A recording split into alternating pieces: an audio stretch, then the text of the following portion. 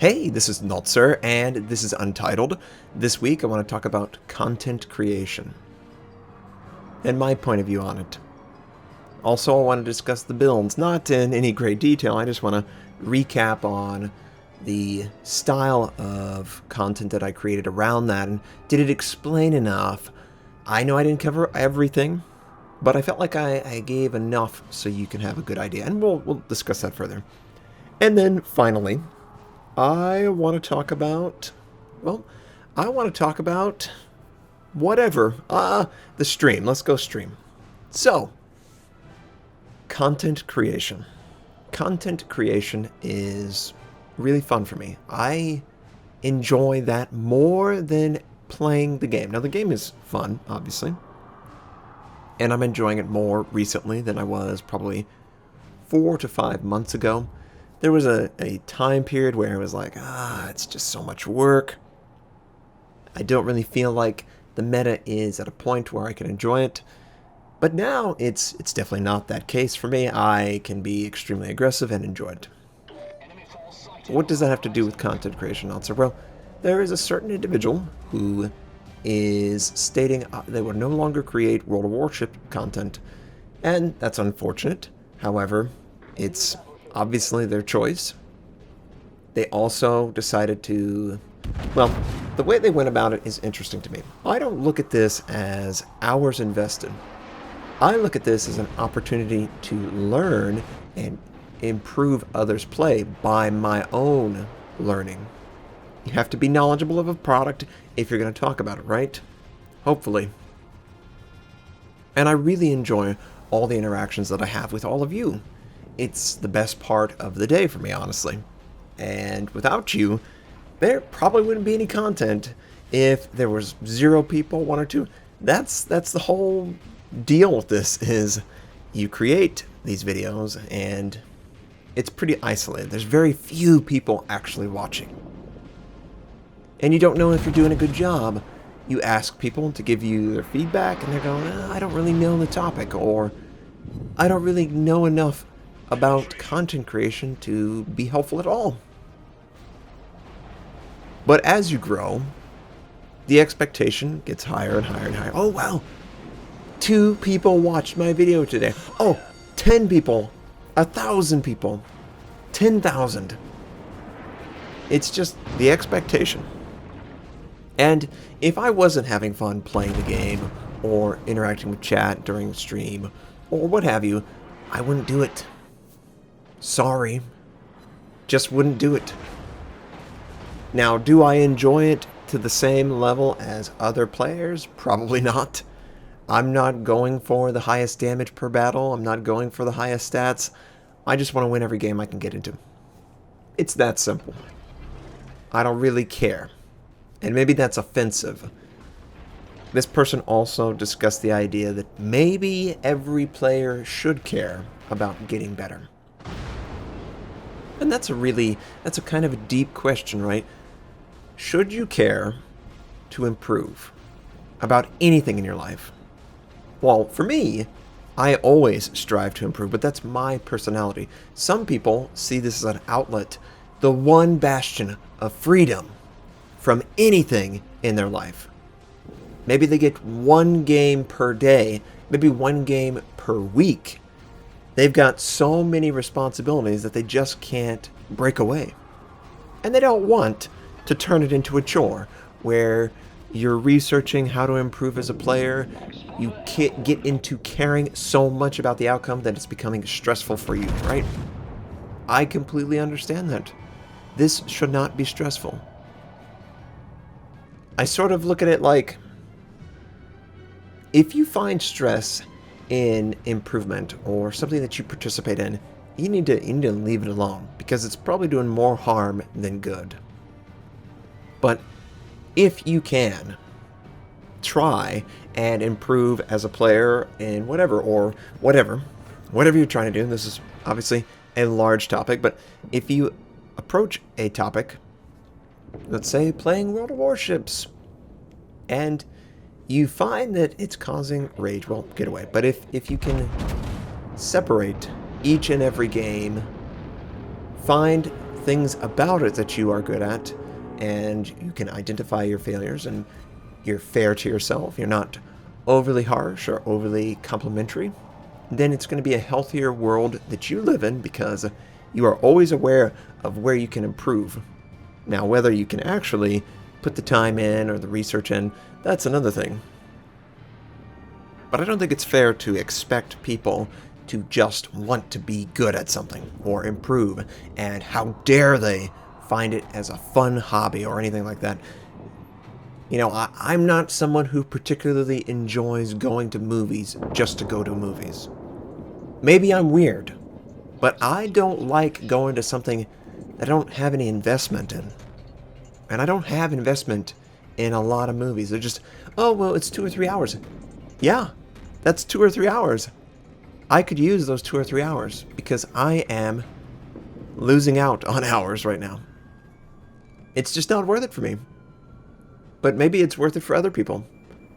I find a lot of fun in participating in the hobbies, life, whatever. I just don't want to be a passive observer of anything I do in my life. So that's why video games are really important to me. That's why I try to be better, get better. But that's my personality.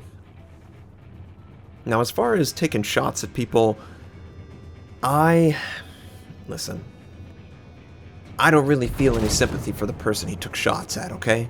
That person took shots at me, and multiple people told me. This isn't something I'm making up in messages, private messages, and I appreciate all you guys watching out for me. So I don't really feel any sympathy for that person. Is it appropriate? No. I'm not going to take shots at people that I dislike. I'm just going to act like they don't exist. It works out so much better, especially when they're creating content. A public persona, you crave, to some extent, the confirmation that what you're doing is good, and you're a good person, or I appreciate your kind of, money. Money is a good confirmation of you're being successful, or power, you know. This online content, YouTube, actors, actresses, music, any creative endeavor, art, you really crave, to some extent, the approval of others. That's really a driving force. Because if you didn't crave it, well, how would you improve, or how would you know what people want, right? It's sort of a slippery slope as well. If you crave it too much, well, you're never going to be happy because someone's always going to dislike it. There are a couple of YouTubers that I know who have disabled their comments because the 99% who love it are great, but they can't handle the 1% that hate their content. Loathe it. So if that works for you, that works for you. But I don't think it's appropriate to attack anyone. Just ignore them. Just act like they don't exist. It's worked for me. It works for me all the time. Act like I didn't even hear the comment, right? It's probably the worst thing you can do to someone who's craving attention, is to ignore them. And it's worked in my life, so I figure that's what you should do. And I don't see this as hours invested. I see this as how many people are enjoying my content. Do they come to me and say, hey, this is great, thank you, Notser. I go into a game, hey, is that Notser? I love your stuff. That's great. That gives me the energy to do it. It really does feel great to be appreciated. And I guess that's the best way to put it. I don't need to be appreciated, but I like it, right? Doesn't everyone? Just a little nice compliment towards someone in your life goes a long way. So that will be my status quo of dealing with people, rather than being really destructive in my assessment of them. So, got that out of the way. Builds. Talk about builds. I made build videos. Some people were annoyed by them. I added the Yamato as sort of just a taste of what the build was going to be. Hopefully you appreciated that. I have not done aircraft carriers. Granted, aircraft carriers are a little bit different because it's really specific to Japanese or Americans, strike package, anti-air, hybrid, that sort of thing. So if I talk about it, it's going to be really vague. But I've really enjoyed making the builds. I think that some people have said, this isn't very specific, Notser. And the only thing I can comment about that is, that's because builds aren't specific anymore. They really do have a little bit of everything that people want. If you want to go full survivability, you can go full survivability. If you want to go full damage, you can go full damage. If you want to go full utility, you can go full utility. What can I say? It's great, right? I would prefer it where there's multiple options. Now, you need to try and align your build to your playstyle. If you're going to sit in the back, you don't need to have super survivability because you're not taking any damage. Conversely, if you're moving forward and always dying, maybe you should try and be a little bit more protective of your armor or whatever, or fire or whatever. But the builds have been great. And speaking of builds, shipcomrade.com, he just updated it to allow for recommended builds to rise to the top for each and every ship.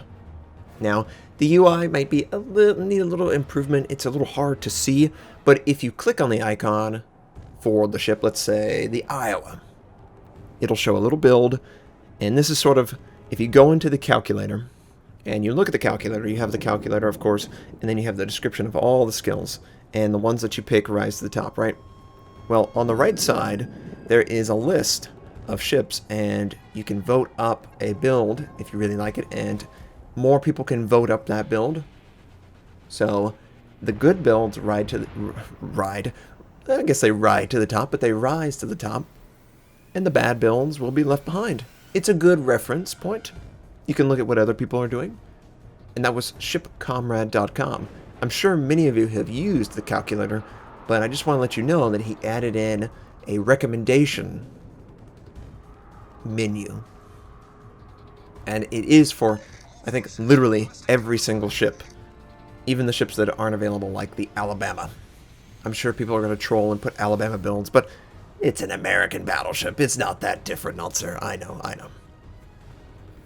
And I've been playing on the stream. Let's go to the stream. I've been playing a lot on the stream with different ships. I'm sorry if I don't hit your ship. I'm trying to hit pretty much everything. You know, one German cruiser, one Japanese destroyer, one American battleship, that sort of thing. How has it been going? It's been going all right. The radio location is probably the most overrated skill in the game. Of course, I knew that, but I wasn't going to take shots at people for giving their opinion. I just felt like it was just too situational. It competes with too many good skills, right? There are so many skills that you want to take, and I just can't fit it in. It's just so situational. It's very good in certain situations, but if you've seen how I play the game, I basically wipe out the entire destroyer population pretty early on. And once I do that, the game feels very reasonable, and radio location loses all its advantages at that point. Pretty much every cruiser and battleship is visible, so that's the way I see it. Get to a point where my build is relevant. Don't allow radio location or fire prevention or superintendent to dictate the success or failure of the game. Decide it early and have it not cascade, but have it become such a massive blowout that the enemy team has no hope of coming back. Now, if the enemy team is me, there's always a chance. Never give up. Never surrender.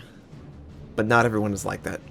There is a significant population that just say, okay, next game. Well, I want to get this game won. And the stream had a little bit of choppiness. I apologize, Comcast. For anyone who doesn't know, my internet service provider is Comcast. And Comcast is basically just the only option. It is really pathetic the way the US deals with ISPs. They basically have regions of operation for ISP providers. Comcast doesn't compete with Time Warner. Time Warner doesn't compete with Verizon.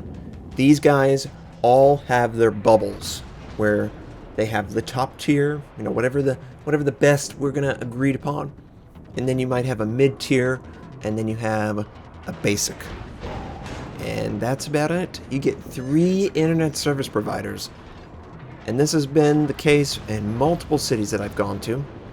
One high, and high is, not even high. One medium, and one small.